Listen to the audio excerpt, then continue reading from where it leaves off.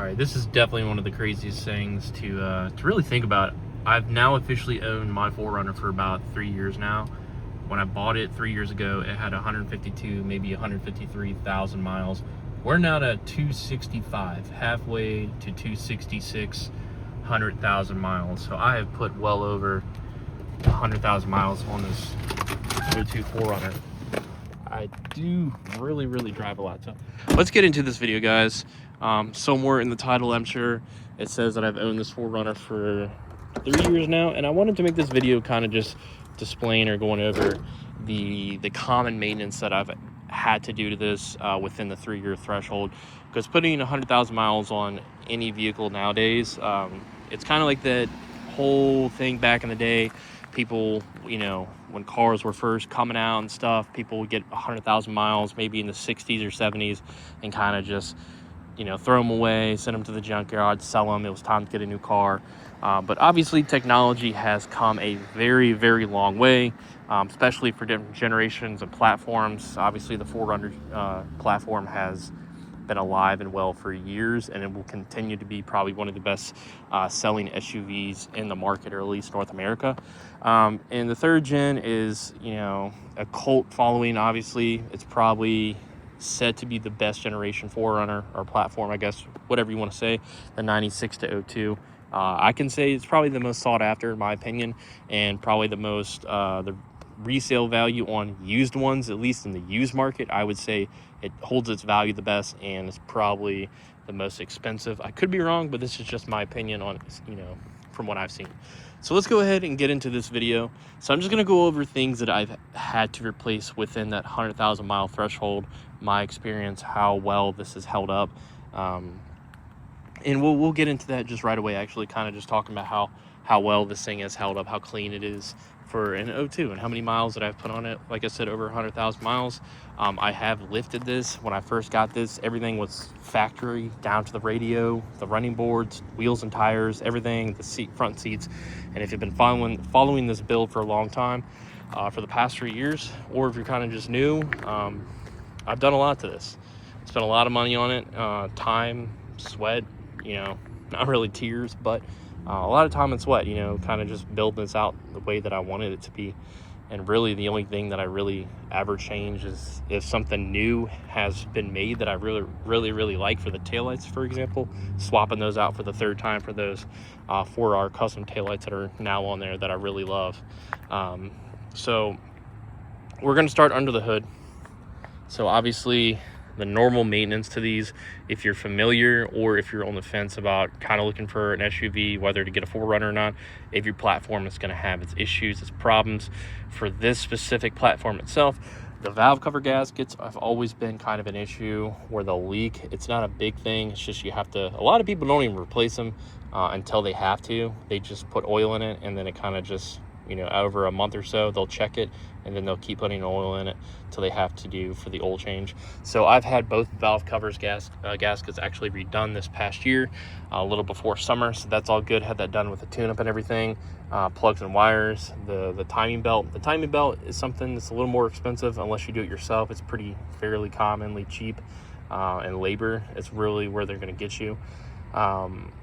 It's supposed to be done, I believe, between 90 and 100,000 miles. Went ahead and had that done. Radiator, one of the biggest things is the transmission, cooler, and then the radiator, I believe, is hooked up to one to where they cycle the same fluid. The plastic ones, they'll get to like this brownish, tarnished looking color, and you want your antifreeze, I believe, to be like a pink color. So you always want to check that out. I went ahead and spent a little more money than the factory one to get this aluminum one by CSF, and it's held up very well for the past 2 years. So I expect it to hold up for, you know, quite a while until I have to probably change it again, or if it, you know, knock on wood, starts leaking or something like that. But fit in the factory location, didn't have to do any modifications to get it to fit, so that was a good thing. Retains the factory fan. So I went ahead and when I had this done, I had ordered the Mishimoto silicone upper and lower radiator hose. And if you're some different trim models will come with, you know, different accessories or features, I guess, within the 4Runner itself. Mine has the rear control heat, Doesn't have rear AC, but they have the rear control heat, so I went ahead and had that updated with the Mishimoto hoses right there too. So that's something that if you do have that, I think that's one of the things you probably have to take care of as well. The 4Runner, there you go.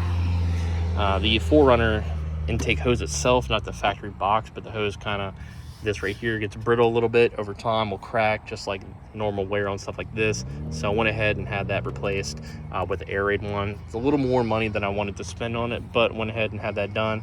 So that's just some regular maintenance stuff besides like air filters. Those are pretty, commonly cheap on Amazon, 15 bucks or so. Switch them out every, I don't know, 3-6 months or whatever, how much you drive.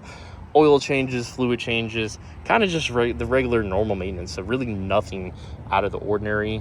Even when I did upgrade stuff, it's still the regular maintenance stuff like the radiator and all that. The thing that I love about the headlights is, I've talked about this in the past, having the retrofitted headlights, but you don't have to clean these. I think this platform did come with plastic ones to where they get a little foggy, hazy look, and you do have to clean them unless you pay a shop to.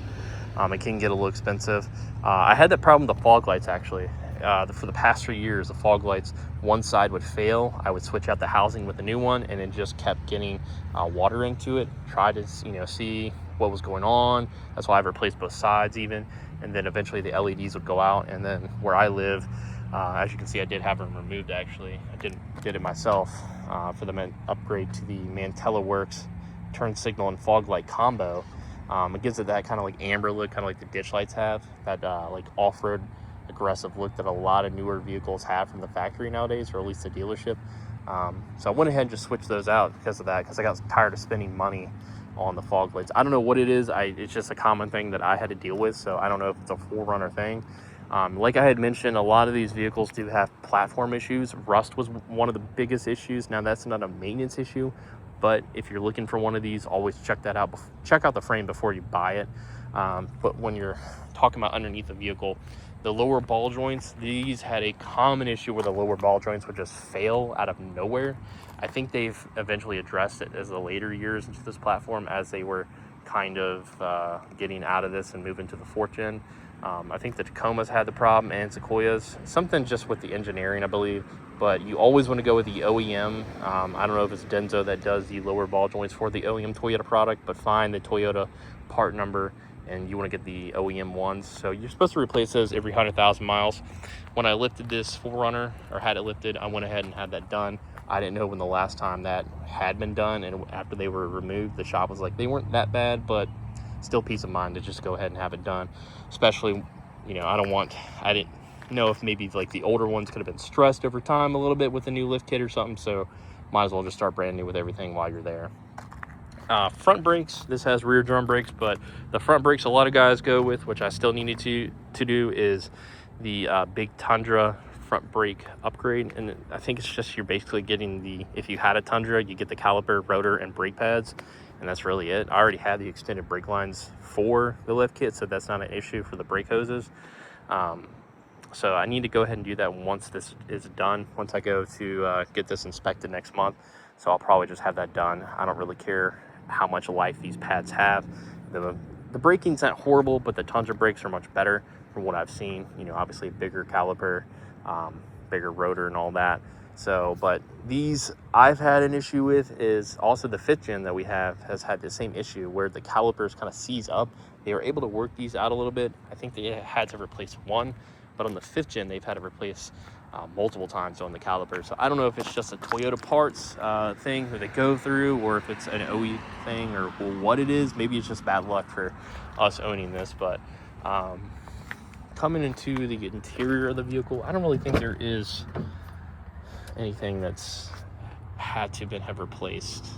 I really can't think of anything. The interior is held up really, really nice. No regular maintenance or anything that's had to be done to that itself that I'm aware of, that I can remember. Wheels and tires, of course, always have to upgrade your tires at least. Like I said, I upgraded my wheels. Pretty much every 4Runner owner does, but the 3rd gen does have a good set of looking factory wheels. The sport wheels are pretty nice. I think they're 16s. Before anybody does ask, they're 265 70/17 KO3s with Method race wheels. I always get that. As far as the exhaust, that's not really regular maintenance, but the O2 sensors, I've had to replace those a couple times. I don't know if that's just a common issue with these as well, but it's probably been about 2 or 3 times that I've had to swap out the O2s. Could just be a lot of miles in the truck and just, you know, kind of one of those things that happen. So I don't know.